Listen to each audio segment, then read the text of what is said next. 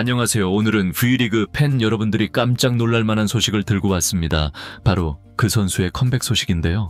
과연 어떤 이야기가 기다리고 있을지 지금 바로 시작하겠습니다. 재밌게 보실 준비 되셨다면 구독과 좋아요 잊지 마세요. 흥국생명이 이번에도 팬들을 깜짝 놀라게 만들었습니다.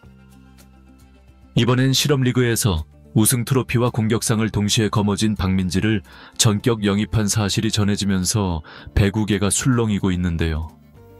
박민지가 누구냐는 반응부터 도대체 어떤 선수길래 흥국생명이 다시 품었냐는 이야기까지 팬들 사이에 궁금증이 폭발하고 있죠.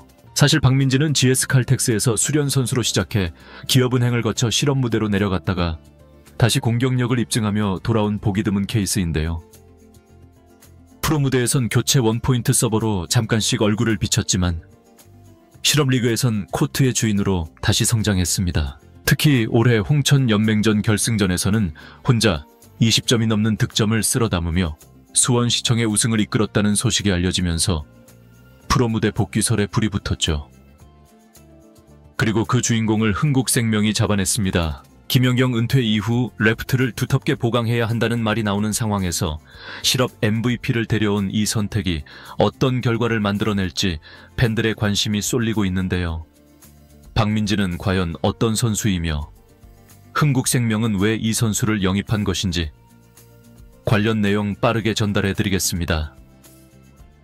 박민지는 처음부터 화려했던 선수는 아니었습니다. 2017년 드래프트에서 GS칼텍스의 수련 선수로 입단하며 V리그 무대에 첫 발을 내디뎠죠. 수련 선수라는 건 정식 선수 등록조차 안 된 상태라 정규 시즌에 코트에 나설 수 없고 팀 훈련과 꾸준히 일을 도맡아야 하는 자리였습니다. 하지만 박민지는 그 속에서도 기회를 놓치지 않았죠. 2018년 GS칼텍스 정식 선수로 등록된 뒤 코보컵에서 데뷔전을 치렀는데요. 그 경기에서만 15득점. 이어진 다음 경기에서도 12득점을 기록하며 기자투표로 라이징 스타상을 받았습니다. 당시 강소휘, 이소영 등 쟁쟁한 선배들과 함께 레프트 라인을 지켰다는 사실만 봐도 가능성이 충분했던 선수였죠. 하지만 정규 시즌에서는 팀 사정과 리시브 약점으로 주로 원포인트 서버로 나서야 했고 교체로 들어가도 짧은 시간에 자신의 몫을 다 보여주기엔 기회가 많지 않았습니다. 당시 표승주가 IBK 기업은행으로 이적하면서 박민지는 더 많은 기회를 잡을 것으로 기대됐지만 리시브 불안이 발목을 잡았고 권민지, 한송이 등과 경쟁에서 밀리면서 출장 기회를 자주 잃었죠. 그러다 2020년 1월 트레이드를 통해 김현정과 함께 IBK 기업은행으로 자리를 옮기게 됩니다. 기업은행으로 옮긴 뒤에도 박민지의 상황은 크게 달라지지 않았는데요. 주로 원포인트 서버로 나서면서 존재감을 조금씩 드러냈지만 정작 가장 중요했던 리시브 약점은 완전히 극복되지 않았죠. 그래도 팀 내부에선 박민지가 가진 날카로운 서브와 간간히 터뜨리는 공격력이 필요했고 실제로 2021년 현대건설전에서는 서브에이스와 공격 득점을 올리며 시즌 첫 득점을 기록하기도 했습니다. 하지만 이후에도 기회는 늘어날 듯 늘어나지 않았고 특히 육서영 등 새로운 신예 선수들이 등장하면서 다시 한번 코트 밖에서 대기하는 시간이 길어졌습니다. 코보컵 때는 주전 외국인 선수의 공백으로 모처럼 선발로 뛰었지만 3득점에 그치며 아쉬움을 남겼고 이후 6라운드 흥국생명전에서 선발로 나섰지만 범실이 많아 감독의 신뢰를 받지 못했죠. 결국 박민지는 시즌 종료 후 방출되었고 프로 무대를 떠나야 했습니다. 하지만 그녀의 배구 인생은 여기서 끝나지 않았는데요. 실업리그 무대로 내려간 박민지는 포항시 체육회 배구단에서 다시 배구를 시작했고 한국 실업 배구 단양대회에서 우승과 공격상을 동시에 거머쥐며 부활의 신호탄을 쏘아 올렸습니다. 그리고 수원시청으로 옮긴 2025년에도 한국 실업 배구 연맹전 결승에서 무려 21득점을 기록하며 팀을 우승으로 이끌었죠. 결국 박민지의 이런 화려한 실업 무대 활약이 다시 흥국생명의 눈에 띄었는데요. 수원시청에서 팀을 우승으로 이끌고 실업리그 MVP급 활약을 펼친 박민지는 이미 프로에서 기회를 놓쳤던 선수였기에 더 이상 잃을 것도 숨길 것도 없었습니다. 오히려 간절함과 배구에 대한 애착이 남아 있었다는 점이 흥국생명에게는 매력적인 카드가 되었죠. 김연경이 떠난 자리를 어떻게든 메워야 하는 흥국생명으로서는 검증된 베테랑보다는 다시 반짝일 가능성이 있는 조커 한 장이 필요했고, 박민지는 그 조건에 정확히 맞아떨어졌습니다. 실업에서 증명한 공격력, 여전히 살아있는 서브 감각, 그리고 수비 약점을 보완하기 위해 다시 훈련을 이어온 근성까지, 흥국생명이 그동안 예상치 못했던 깜짝 카드로 박민지를 선택한 이유는 바로 여기에 있었죠. 팬들 사이에서도 실업 MVP가 드디어 돌아왔다.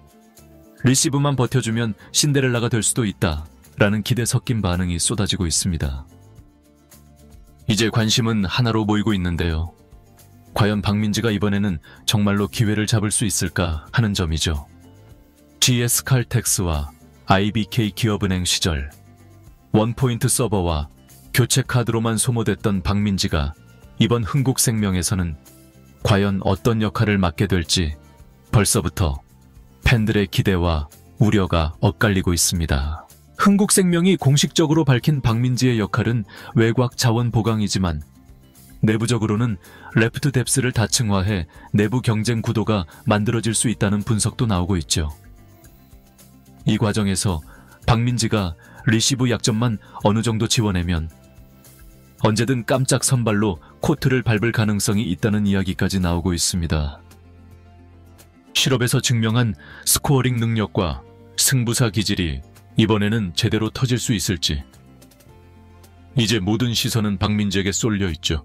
박민지가 이번에 흥국생명 유니폼을 입고 다시 프로 무대에 서게 된 배경에는 분명 구단의 계산이 깔려 있습니다.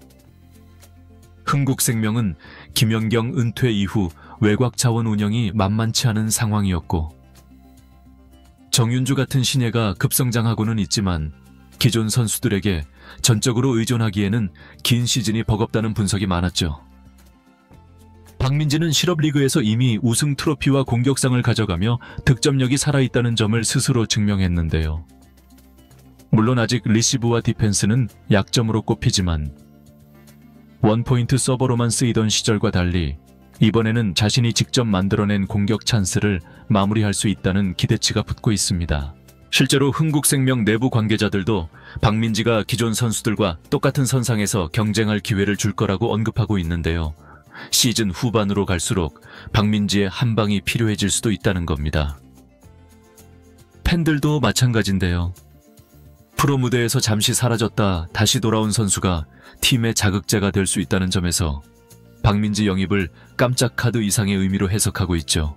물론 냉정하게 보면 넘어야 할 산은 여전히 많습니다. 박민지가 아직까지 V리그에서 증명한 풀타임 활약은 사실상 전무하다시피 하기 때문인데요. 몸 상태, 경기 감각, 긴장감 속 리시브, 결정적 순간의 범실 억제력까지 하나하나 다시 증명해야 하죠. 하지만 실업에서 스스로를 단련하고 돌아온 이번엔 다를 수도 있다는 부분이 흥국생명 팬들의 기대를 자극하는 대목입니다. 이제 박민지가 다시 코트 위에서 웃는 모습을 보여줄 수 있을지, 그리고 흥국생명의 빈틈을 채워주는 진짜 비밀 병기가 될 수 있을지, 이번 시즌 가장 뜨거운 깜짝 복귀 카드가 과연 어떤 반전을 쓸지 모든 팬들이 주목하고 있죠. 이번 영상은 여기서 마치겠습니다. 재밌게 보셨다면 구독과 좋아요, 알림 설정 부탁드려요. 그럼 오늘도 시청해주셔서 감사합니다.